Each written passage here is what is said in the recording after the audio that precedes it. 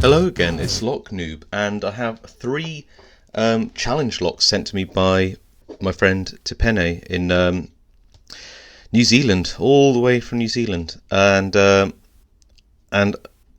yeah, I've had a bit of a pick at some of these, and they are quite the challenge. We have a modified Lockwood oval cylinder. These things are already virtually impossible to pick, or at least for me. So that's going to be a challenge.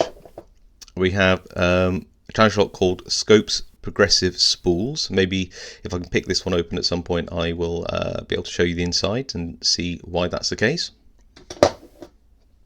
And this is a key and knob or a kick cylinder in a special holder that was made out of some moldable plastic that Tipene sent as well, and it works really well. And this one's called Lock Noob's Torment, and it is a torment. I've not got anywhere with this one in particular. Got a massive false set, and that's where the story ends. So the keys are all mummified as well, so I can't have any clues as to what's going on inside. But in the spirit of trying, I'm going to throw in this really nice rim cylinder. This is Scopes Progressive Spools, and yeah, should be able to get into that afterwards as well. So let's have a go. Tension it up. What do I need in terms of a tension tool? Probably going to choose a Mad Bob pry bar 1.2 because I quite like those. And in terms of pick, I'm going to choose a Southall Max 07B. So let's have a go. I'll just try to align this with the center of the camera, make sure that that is looking good for you all. Top of the keyway, and zero tension. I mean, obviously there's some, but it's more just making sure it doesn't fall out of the lock.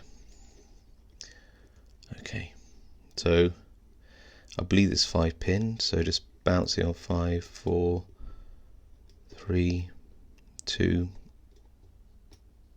1.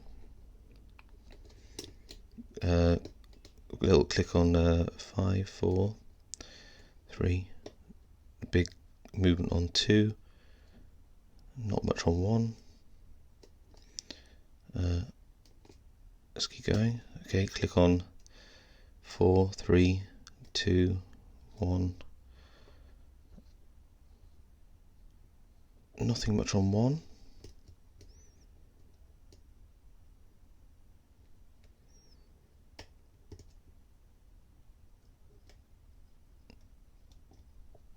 Three, 2, 3 and 2 are really high set.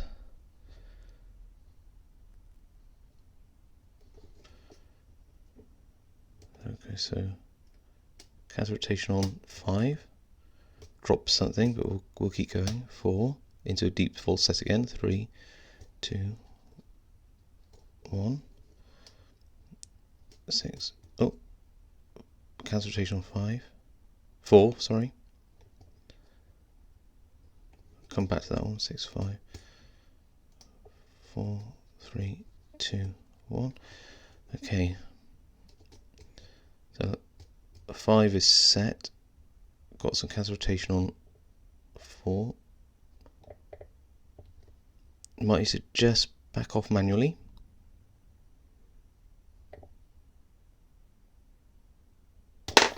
Yep, I think I got something, but I might have overset some other things while I was at it.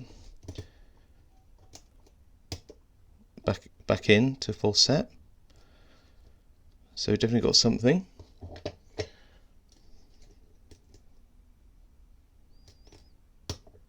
Yep, definitely 4 again. 3, 2, 1. Really in a deep full set. Just tighten that vice up a bit more. Don't want the lock to spring out. 4 again, counter rotation on 4.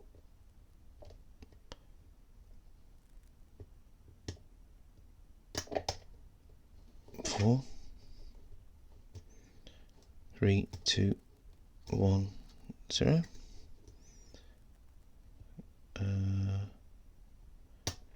And we're open after 5. There we go. Right, so let's see if I can gut this quickly for you. Really nice, fun pick, that. Lots of very deep spool action, a bit of manual counter rotation of the core.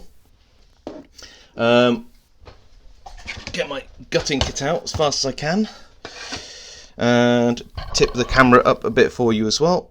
There we go. Okay, so how quickly can we get into this one? I need a follower, and I need all sorts of bits and bobs as well. There we go. Right. So first things first, do we have a key for this one? This was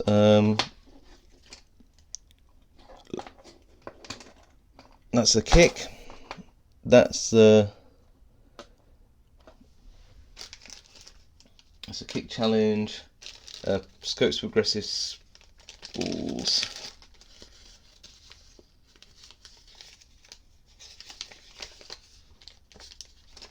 Okay, well, it's one of these keys. Sadly, I've got them a bit mixed up. That is 3rd of the 12th, and this Lockwood is 26th of the 11th. So both Lockwood keys.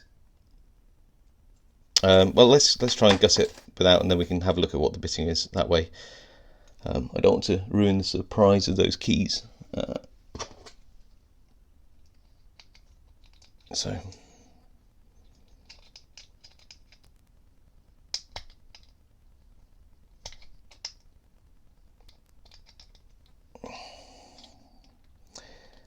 Circlips are nasty. I don't want to accidentally open the lock or stab my own finger. Okay, so that's okay so far. The pins are here, so got to make sure that we don't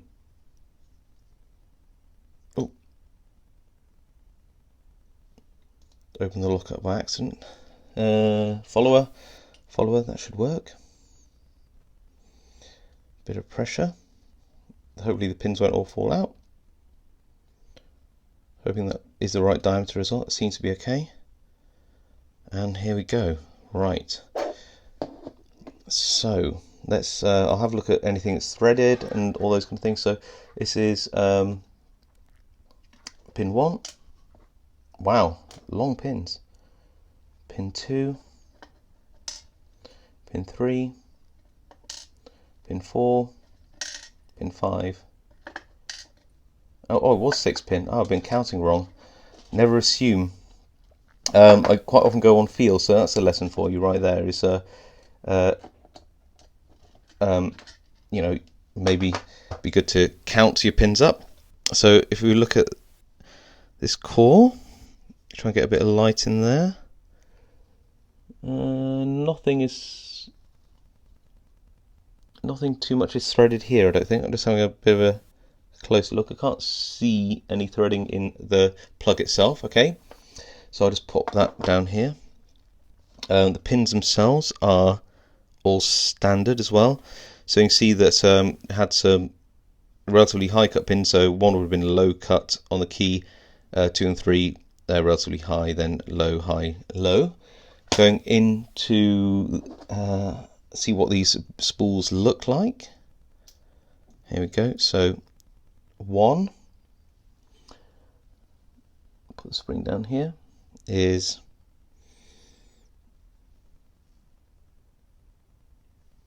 looks standard. So look, let's get 2 to come out. Oh wow, look at that. That's a spool and a half, isn't it? We'll have a look at these in closer detail in a second. Let's just get them into place.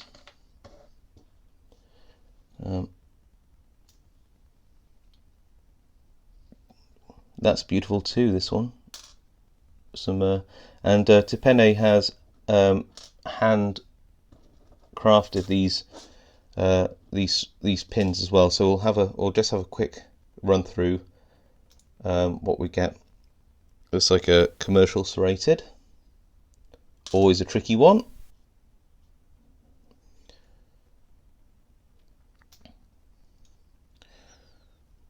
It's like a home, well, spool, I'd say, not a serrated, home spool.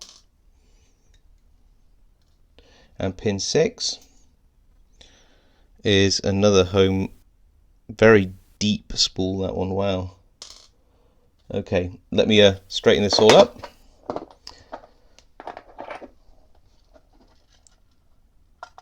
And show you what we've got. Because these are beautiful. I'll just turn them the way that they would have been in the lock. I'll show, so here we go, look at this. So all the key pins are standard. There we go. And very nice as well, I have to say. Nice and shiny, look like the steel. I've got a steel pin in one. Look at this. We'll have a look at that one a bit later. This is pin 3 is why we've got such a deep falset. Just look how deep that spool pin is. Can you see just how deep that is? That is mad, isn't it? This looks like a commercial serrated, and if it isn't, then that's some excellent work on the old Dremel there, Tipene. We've got a multiple spool pin there, really nice, and what looks like a variant of a mushroom pin actually, in terms of there's a gradual increase up to the pin, so it's like a mushroom pin hybrid. Now this is the pin type conceived by Scope from the UK Lot Sport Forum, and it's a progressive spool. The idea being that when it's in the lock, you'll get it over one of the first parts, so you get it over the first part of the pin, and then the core would sit at the next part, then you need to get over that to the next part, and then increasingly, of course, it's harder and harder to find where that pin needs to give counter rotation, and it gets harder and harder progressively to set that pin all the way up. So that's why you tend to get multiple clicks all the way through that lock. Really nice bit of pin design there. So Scope, well done for your conception, and Tipene, well done for getting this idea through to a challenge lock. And also, Tipene, thank you for the challenge locks. I'm sure they'll give me lots of fun and strife. I really would like to get them all on camera at some point, but if I can't pick them, they won't be on camera. Okay, everybody else, I'll see you next time. And we're back again, and I found the key for this one. So you can see there we've got a low cut, very high, quite high, low, very high, low. So for a challenge lock, this is actually pretty good bitting, because you're always trying to pick pins which are protected by these low cuts on the key, those longer key pins. So yeah, some really good thought there. And if this is a hand cut key, that's really well done as well. Okay, there we go. That's the key for the excellent Scopes progressive spools, and the key itself actually has some cuts in it, which are actually, I think, reminiscent of some serrated pins. Okay, see you next time, guys.